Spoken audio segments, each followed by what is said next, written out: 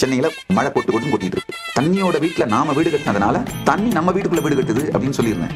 யாராவது ஒருத்தர் இந்த வீடியோ எடுத்து கட் பண்ணி மீம்ஸா போட்டு விட்டுறாங்க. சென்னை வெள்ளம் ட்ரெண்ட் ஆச்சுனாலே சோசியல் மீடியால இந்த மீம்ஸ் தான் ட்ரெண்ட் ஆகும்.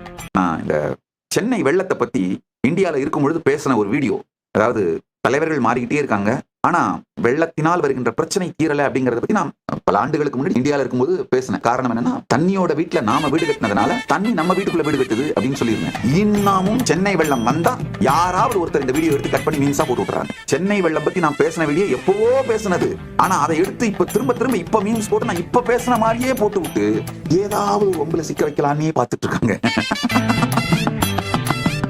சென்னையில மழை கொட்டு கொட்டு கொட்டிட்டு இருக்கு, வெள்ளம் வருது. பாருங்க, இந்த வெள்ளம் வந்த உடனே ஃபர்ஸ்ட் இந்த மீம்ஸ் தான் வரும்.